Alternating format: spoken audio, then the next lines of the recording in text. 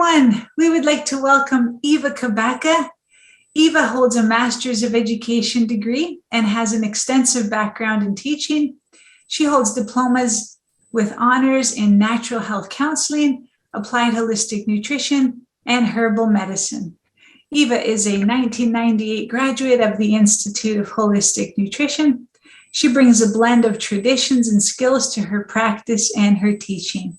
She is a registered nutritional consultant practitioner and the director of Live Nutrition Cooking School. Inspired by her life's mission, she has been involved in teaching biodynamic gardening at the Toronto Waldorf School and conducting public herb walks and cooking classes. Her life passions include spreading the knowledge of simple whole living, spirituality, care for the environment, as well as an extensive yoga practice. She is the author of Earthly and Divine, Whole Recipes for a Healthy World. Eva teaches holistic food preparation, nutrition in the environment, herbal medicine at the Institute of Holistic Nutrition's online campus. Let's welcome Eva Cabaca. All right. Hello, everybody. I think everything is fine. You can hear me, and we are here together in my kitchen, and I can see, okay, welcome. That's a good encouragement to me. So excellent. So here we are. And the reason we are in my kitchen is that I'm going to practically show you what you can do with all those various herbs that are just in your backyard. If you are lucky enough that you have a green space around you, but I can assure you that you can find green space around you everywhere. And the more awareness we cultivate about that these herbs actually coexist with us right in the spaces where we live, and we feel comfortable using them and actively applying them in our lives in a very gentle way, because I believe that we actually need to detoxify every day. So to be able to run out there and forage for a few things in your environment and just have them regularly in your diet is already going to make a huge difference in how you feel. And some of the things that I'm going to present today might surprise you, and some might even shock you. So I'm going to start with my little overview of herbs that we are going to see. The first one is actually not a herb, but it's just a common lawn grass right from my backyard. And that might be really shocking to some of you, but yes, we are going to make grass juice with this common grass from my backyard. So how come my grass is so good looking and so nice and green? Oh, that's because I haven't cut it yet. And I'm probably going to cut it only when I need to consume it. That's how I'm going to treat my lawn. So anytime, and that's going to be actually daily, I want to drink a little bit of a green drink, I'm actually going to run outside in my backyard and I'm going to harvest some grass and I'm going to use that. So it's a complete free remedy. So that's my first one. My second one is a herb that your liver is going to love, and that is motherwort. Motherwort, or Leonurus cardiaca. And that's a herb that literally gives you the lion's heart. So you can see it here. I am going to drop the list of these herbs for you in the chat, so that you can have them, and then later you can save the chat so that you can have all these names. So motherwort is a liver tonic. We call these herbs hepatics or cholagogues sometimes as well. And this herb is very bitter, and for a good reason, because all the liver herbs actually are supposed to be bitter. They are supposed to encourage the production of enzymes and substances in the liver, and they're also supposed to encourage the motility of the gallbladder so that bile can be effectively released into the small intestine, and bile can lubricate the small intestine, and of course is available for digestion, especially of fats, of course, and it's also a very good internal laxative. So when we do any kind of detox, of course, we want to keep the detoxification channels and especially the elimination channels open. And that's why the proper elimination is really important in this picture. And motherwort can actually help you. So it's a bitter herb. How do I use it? Well, I snack on it. I literally eat one leaf once in a while, especially early in the morning when I really want to revitalize the system and encourage my digestive juices flowing. Then I would have a little bit of that herb, a little nibble of motherwort, not too much because it can be pretty strong. It's very bitter, so you want to go easy, because I believe that everything should be done in a gentle way. If you feel too much of an effect of something, you almost feel nauseated. This is not the level where you want to be with those herbs. You want to be very gentle on your system so that your system consistently feels comfortable, even when you are trying to detoxify. And that's really important, because really, truly, first do no harm. That's what we should always focus on.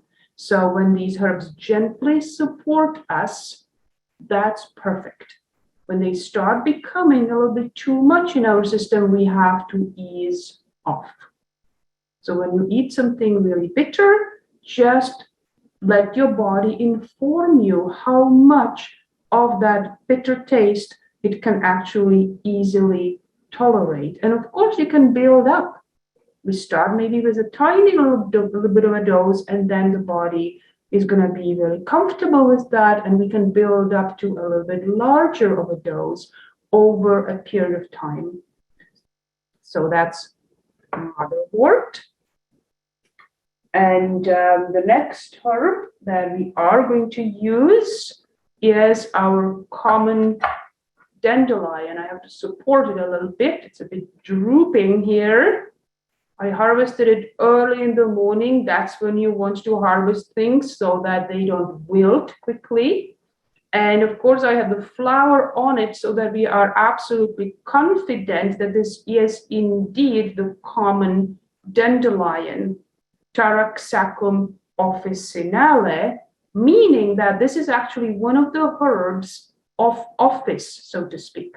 Very traditional herbs that used to be used in the pharmacy office and prescribed many, many, many times because it's so effective. And you can see I have the flower on it. However, we are not going to use the flower. The flower is pretty. You can make honey with it or a tea just as a fun beverage. But strictly speaking, medicinally, we use the root or the leaf. And we are going to use the leaves of the dandelion in our pesto that we will make together. So that's our dandelion. And then I have a plant that comes in quite early in the season, and that's garlic mustard, Alaria petiolata. And garlic mustard is a pretty strong herb with quite strong taste. And of course, because it's in the mustard family, it does have that little bit of a nippy taste. So you obviously cannot eat too much of it. But it's one of those herbs that they would describe in the olden days as reviving the spirit. You can see that the flower reminds you of a cross. So it is in the cruciferous family, in which we have our cruciferous vegetables, which have all the sulforaphane, all those beautiful liver cleansing antioxidants containing sulfur. Sulfur is a very important cleansing element. And because garlic mustard is in the cruciferous family, it's actually one of those strong detoxifying wild herbs that, of course, will support the liver, but of course, it has a lot of chlorophyll as well. So it's going to be a great blood cleanser too. So I'm going to use a little bit of this garlic mustard in my pesto as well. So I'm surrounding myself here with this green beauty. It's absolutely incredible. And the last herb that we are going to use, and sorry about that, I already chopped up all my chickweed. So you just have to see it out of the palms of my hands here. So here we go, here we have chickweed, and chickweed, common chickweed, is a great green weed in the garden as well. If you are lucky enough, you will find it in your garden.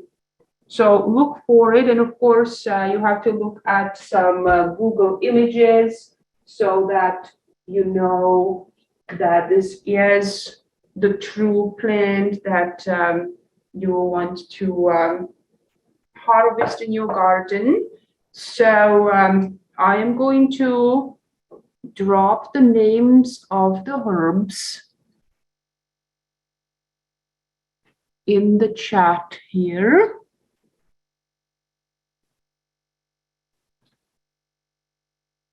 So that's going to be for everyone. And here we are. So this is the list of the herbs. And the reason why I'm dropping it in the chat is that you have the ability to save the chat from the meeting. There is a feature that you can use to save the chat.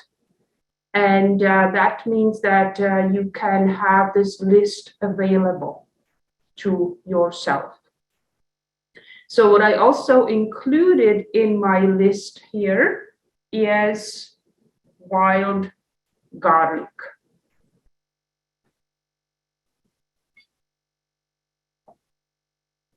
It isn't appearing here.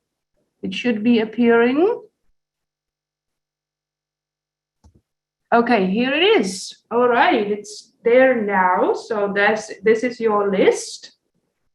And you can work with it. You can, as I said, download it when the meeting is finished, if there are going to be some other things that might be of an interest to you. So I also included wild garlic. And I am lucky enough to live in the Niagara region, and we actually have wild garlic available here to us. So this is wild garlic. It grows quite tall. I use the greens of that wild garlic. And again, I'm going to use these in my pesto as well.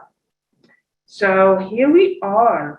So these are the herbs that I wanted to focus on. And of course, garlic is a very good cleanser for the blood and lowers cholesterol. And everybody knows about the properties of garlic. And the wild garlic has all the properties of our cultivated garlic and beyond, because it's green. So it actually has more of blood cleansing properties. So what is in my jug here? So earlier today, I already made my grass juice, and this is the second brew. Isn't that amazing? So sometimes when you make something from green plants, you can actually extract them twice. So this is already the second brew, and look how beautiful green that is. It's almost fluorescent green. It's just so, so beautiful. So we are going to make this grass juice together now. So I'm going to take my grass. Here it is. This is my grass, as we already saw. This is just a common lawn grass. And it's tall because I never cut my lawn yet. And I'm going to be very selective in the way I cut my lawn so that I can always have some grass to harvest throughout the season. And grass is pretty tough. So I need scissors to cut my grass, actually. So I'll do that. I'm going to now cut my grass into the blender container. So I'm going to take my blender container and I'm going to cut my grass right into it, just with scissors. So you can see we are just very easily going to cut that grass into pieces. If you drop the whole thing in, it's going to make a big ball. So it's not that great not to cut it. It's always better to cut it. And my pieces are about 1 inch long. So here we have the grass in the blender. And next, I am going to put in a couple of lemon slices. So 1, 2 lemon slices and water. So many people consume wheatgrass juice, right? A shot of wheatgrass juice every morning. And that's a great cleanser, of course. Now, wheatgrass is not even as green as the lawn grass. So our lawn grass is about 5 to 10 times stronger than wheatgrass. Isn't that amazing? And it's completely free. Doesn't have to be grown anywhere specifically under grow lights or whatever they do, because then, of course, a lot of energy is involved in that production. You can sometimes get outdoor grown wheatgrass, but not all the time. And a lot of people then go for the frozen wheatgrass cubes as well, because that's very convenient. But again, it's very intense production because this needs to be juiced and then it has to be frozen, and all that energy is used in that process. So we can actually all do this right with what already grows in our lawn. Isn't that amazing? So I have about a cup of the grass here, and I'm going to put about a cup of water right on that grass. And I am going to blend it up. Now, when I am blending, I have to mute myself because the blender is very loud. So you're just going to see me, but you are not going to hear me, and that's for a good reason. So let's do the blending.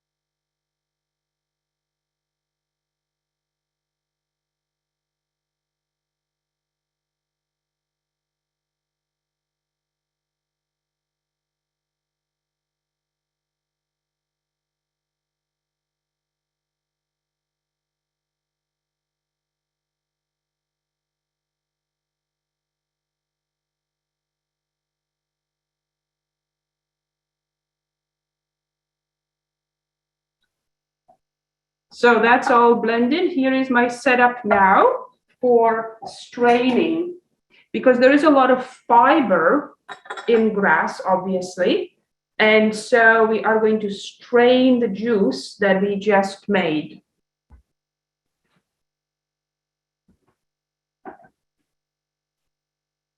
So let's strain. Look how beautiful neon color that actually is again. Isn't that just absolutely gorgeous?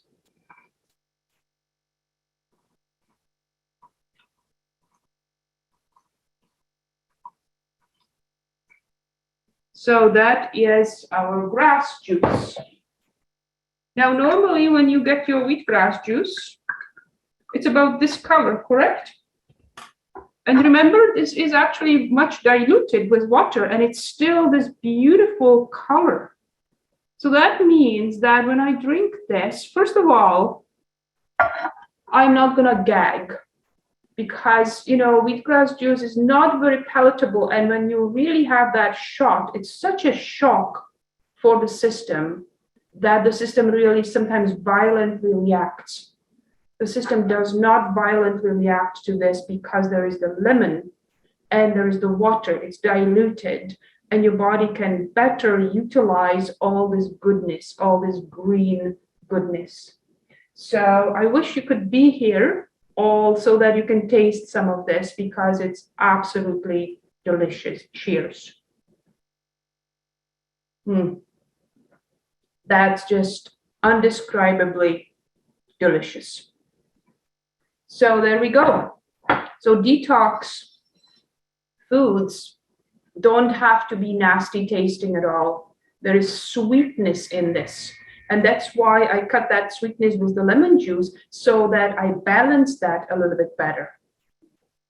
Okay, so our next detox recipe is my dandelion plus pesto. And for that, I already chopped a whole bunch of herbs, including the dandelion. You can see there's a little bit of the root in there as well, which is great. I already said we use the root and we use the greens. And I have the chickweed, and I have the wild garlic in there as well. And I'm going to include some of that garlic mustard as well. Some of these flowers are going to serve as decoration, and some of the herb goes in as well. So I'm going to start feeding my blender with that herb mixture.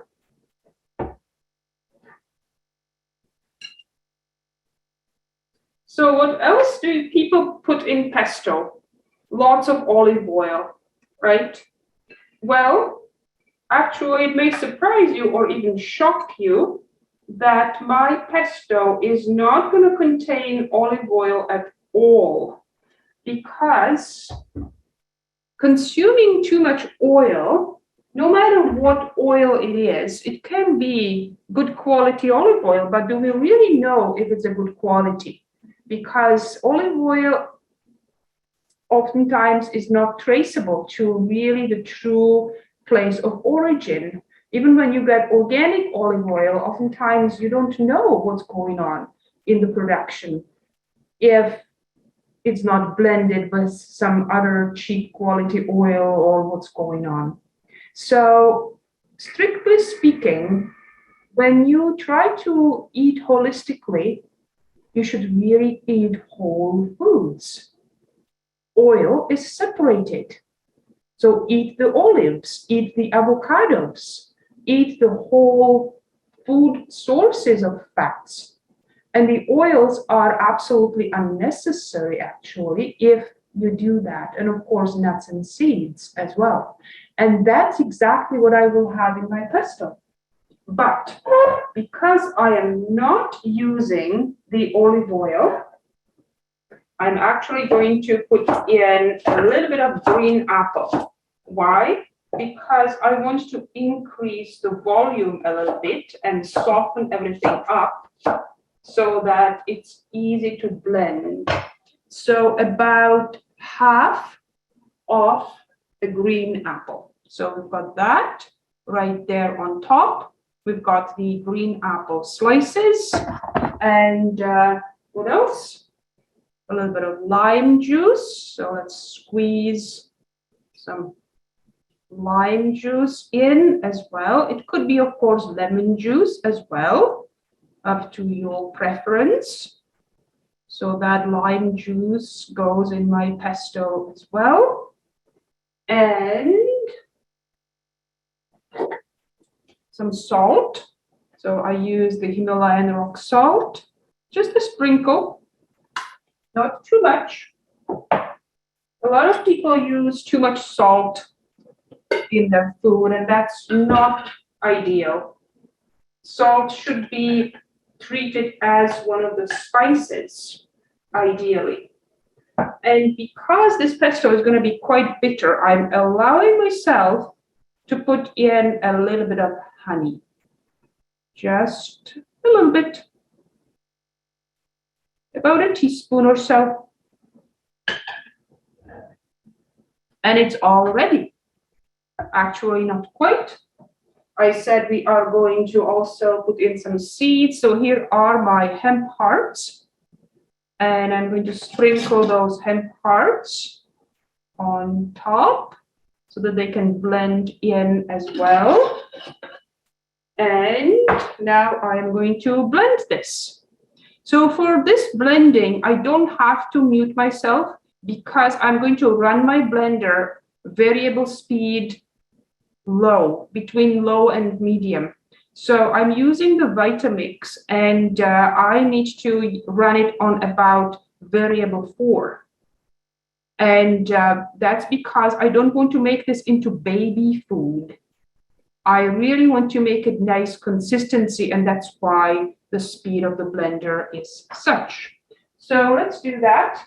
And you will hear the blender, and you will get an idea how slow that is. If you want to make this in your food processor at home, you will be able to do that as well. And again, you will run your machine on low.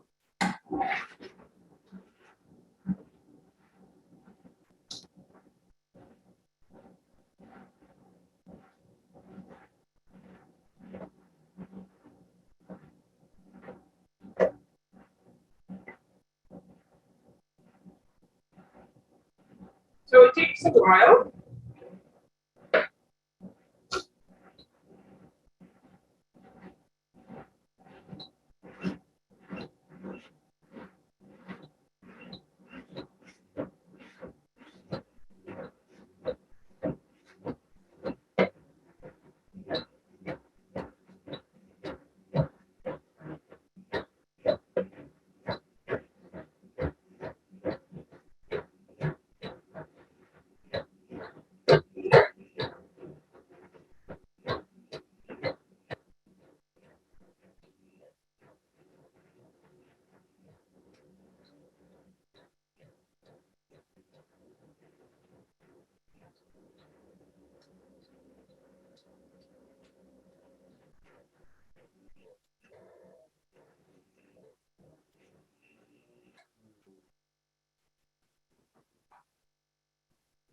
So it's a good idea to be patient.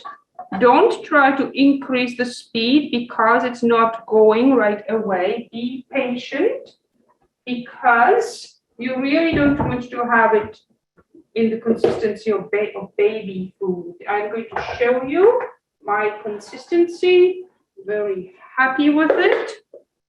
So here it is on the spoon, and then it goes into a bowl here.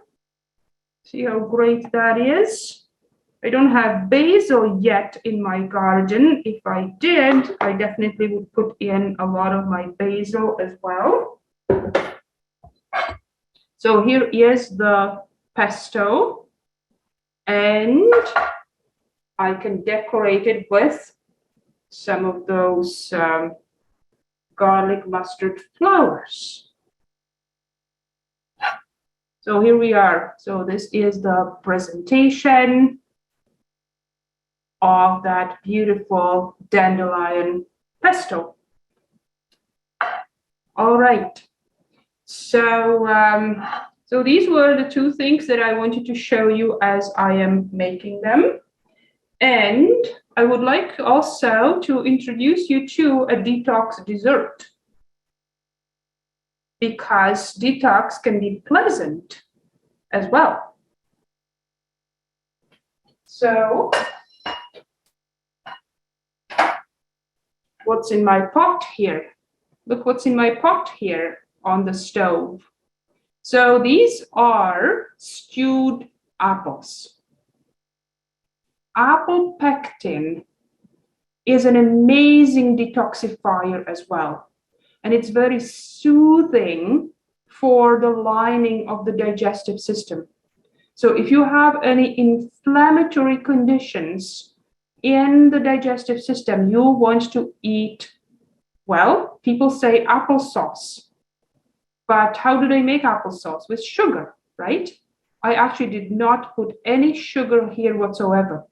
All I have here is apple slices and cinnamon stick, a little sprinkle of salt, and for lubrication of the pot, I actually put just a couple of tablespoons of water on the bottom so that the apple slices don't stick.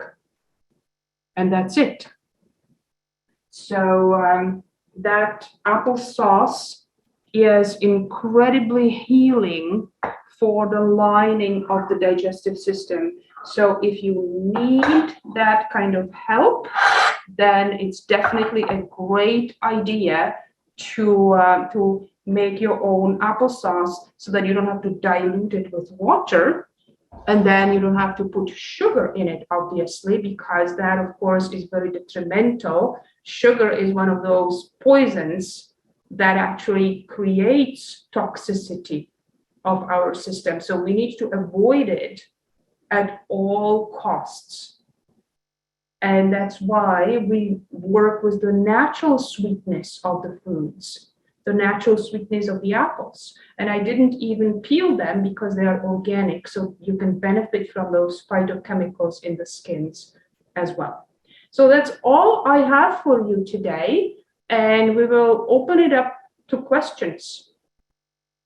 Oh, Eva, that was just spectacular. You have inspired us to go out into our lawns right now and start cutting that grass. Yeah, we just love that. The visual was just amazing. And the pesto, oh, honestly, my mouth is watering. That was just, that was spectacular. And you're right. Most people, I mean, we just think about wheatgrass, growing wheatgrass. And then if we don't have that up, well, if we don't have the, you know, the element of growing it, some people do purchase those packs or the frozen cubes, but I mean, how beautiful, right? Just go out into a lawn. So some of the questions are about actually the quality of the grass. So when you're out there, as far as, you know, the soil and where you're getting it from, if you live in a condo and you're asking someone to go out and find a patch of grass, it could have been heavily, you know, sprayed and pesticide residue. What is the best approach in finding grass? How long can you do this method for until, you know, the seasons change? So talk a little bit about the soil, the quality of the grass, where to get it, etc. Okay, first of all, get it from the same spot where you get your dandelions, because the spray that goes on is the spray that they use for broadleaf weeds. And one of the examples is dandelion. So if you have dandelion in that patch, then you know that the grass was not sprayed, because that's a good indication. So some people's lawns look pristine, manicured, right? There's absolutely no weeds in there. Of course, you are not going to get your grass from that, but you're going to get your grass from the environment where you can see a lot of wild greens as well. And the soil is going to be good. Like in the wild, nobody really, you know, soil is not cultivated, but it's regenerative all the time. You have the earthworms working all the time and making the soil always in a good condition. Only when we start farming, we actually deplete the soil. But when there is no farming involved, your soil is going to be strong and rich naturally. So you don't have to worry about that.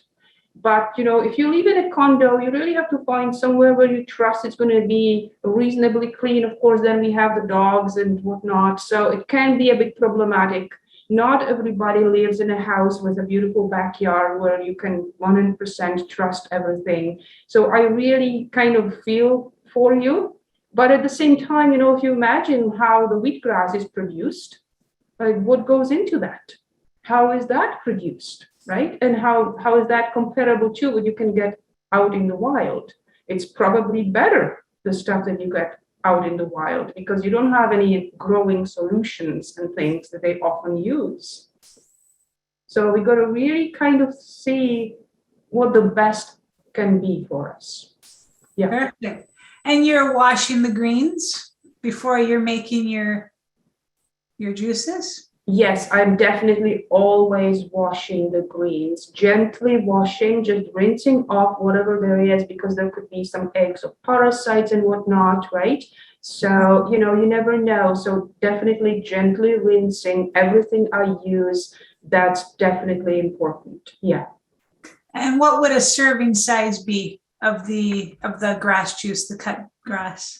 Yes. So when I was working with about 1 cup of loose grass clippings, basically, because I used scissors, right? So these are grass clippings, literally.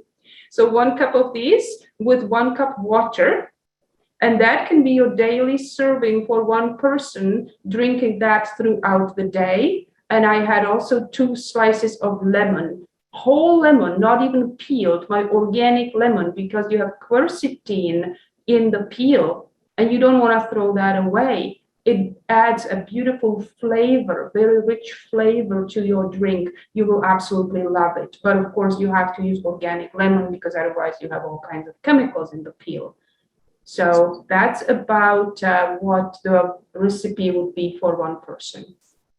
Very nice, very nice. And how long do you cook the apples on the stove for? It's about 10 minutes on low. You start on low and you keep the lid on so that the moisture keeps in. And when you have it on low, it's not going to burn, it's not going to stick or anything, right? Many people just run the stove too high, and then things burn and whatnot, and they're overcooked. And so we got to be gentle. Remember, I already told you today, we got to be gentle. We got to be gentle on ourselves. We got to be gentle on the stove. We got to be gentle all around. So that's what you do. And there is cinnamon stick on the bottom as well. So a piece of cinnamon stick goes in as well for a beautiful flavor. And of course, cinnamon, we have the carminative properties in cinnamon, which means that these are really nice, soothing, anti-spasmodic properties for the digestive system. Lovely. Now, if someone has a juicer, are they able to take their lawn grass and run that through their juicer if they have a twin gear? I know the centrifuge wouldn't work, but if they had a twin gear juicer, would that be good? Absolutely, absolutely, absolutely. But a lot of people are not committed because they have to wash the juicer, right? It's a lot of work.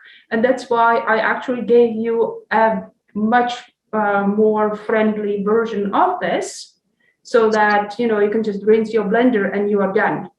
With juicer, there's lots of parts that you have to put together and this and that. And, if you are used to juicing and you have that discipline, good for you. I applaud, because I sometimes, fall off the wagon, right? And many of us do, because it's a lot of work. And therefore, the blender option is just an amazing alternative. Mm-hmm. Very easy to do. Yeah.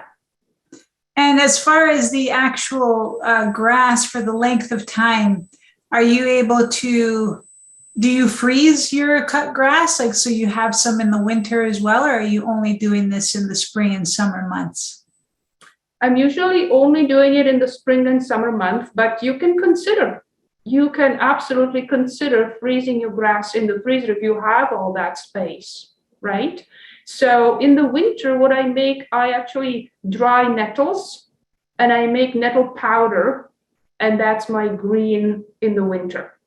so that I don't have to really occupy any freezer or fridge space or anything like that. So, there are other ways to get the chlorophyll in the system. Doesn't have to be necessarily from the grass. I consider that as a seasonal kind of way of getting the chlorophyll into the system. And the season, of course, is long, very, very long, right? Grass starts growing very early in the spring and it continues growing until frost and beyond, actually.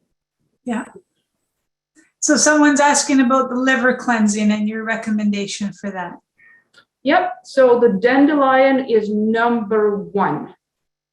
If you don't do anything else but consume regularly dandelion, that's already incredibly efficient. And then, of course, you've got to add burdock and the motherwort I was talking about as well, right? If you want to make it more complex. But if you just want to go with dandelion is such a strong herb that over a longer period of time is going to completely rejuvenate the liver. There are miraculous cures associated with dandelion. The doctors just can't believe what happened to these people who dedicated themselves to regularly consuming dandelion. It's incredibly powerful, but of course you can add that burdock and the motherwort for more complexity. Absolutely. And does cooking the fruit that you made, the apple, does that reduce the benefits of the fruit? Actually, that enhances the benefit of apple, because for a lot of people, raw apples are not that great. You eat a raw apple, you feel bloated. A lot of people have that reaction to raw apple, unfortunately. So the cooked, that only releases the pectin. The pectin is basically unavailable when you don't cook the apple. So for this healing effect, you have to cook the apple. But if you want to, you can mix in, when it's done, some fresh berries, and that would be just absolutely lovely, right? So you have something fresh in there. But for this therapeutic effect, you have to very slowly stew the apples, not even cook. There is not much water involved, so you are not really degrading the nutrients very much. Mm-hmm. That's when they put a lot of water with the applesauce, then, the nutritional value is compromised drastically. Here we are doing something very different. So if you stick to this method of cooking it, then you are not compromising the nutrients, not even the phytochemicals that are in the peel. They are still there. And what about cooking berries? Cooking berries, not that great. I would put them in fresh if you want that. Yeah. Okay, and we have a question here from Fiona. She says she has dandelions with furry leaves. Are they okay to eat? She also grows Russian red garlic. Are the leaves as good as wild garlic leaves? Yes, for the garlic, definitely. Any garlic greens are great. Yeah, so even for your cultivated garden garlic, you can use that. And later, of course, the garlic scapes, the goosenecks. Right? You probably know about these. And for the dandelion, you got to really make sure that it is dandelion, because the furry leaves mean that it's probably thistle. Thistle is a kind of thistle. There are a lot of lookalikes for dandelion. So if your dandelion really does produce this flower, and you also have to make sure that there are no leaves on the flower stalk. And there's only one flower per stalk. People make mistakes sometimes, and that's understandable. But this is what you need to pay attention to. So if your dandelion with furry leaves blooms this way, then yes, it is a dandelion. It's just a dandelion that grows in your area, and that's great. But if the flowers look different, then it's not a dandelion. Okay, so make sure that you always can positively identify whatever you harvest. That's really important as well. Amazing. Wonderful, hon. Wonderful. Eva, can you just review the recipe for the liver cleansing? Someone was asking to have it in the chat. So that would be the combination of dandelion, motherwort, and burdock. Okay, so you can use the dry herbs if you would like, and that would be the dry dandelion root, dry burdock root, and the motherwort herb in about equal portions by weight. And you would make that into a tea. And that's what you would drink therapeutically. That's what you can do. Otherwise, here, of course, we use the dandelion in the pesto. But if you really want to have a strong therapeutic effect, then this would be the combination. But you can also eat the fresh dandelion greens, and you can even use the fresh dandelion root for healing as well. But it's going to be a bit more difficult to dose that properly so that your system is always saturated with the same levels of the active constituents of the herbs so that they can have the proper effect. Beautiful. Okay. Well, Eva, thank you so much for your beautiful presentation today. You've definitely inspired all of us for, to get us back into our gardens. Just give me a second here. Okay, well, thank you so much for the opportunity. Have fun when you get into your gardens, and don't forget to step on the grass with your bare feet. Oh, yes, yes. Definitely what we need to do at this time of year for sure. But thank you for being with us all from Niagara, Eva.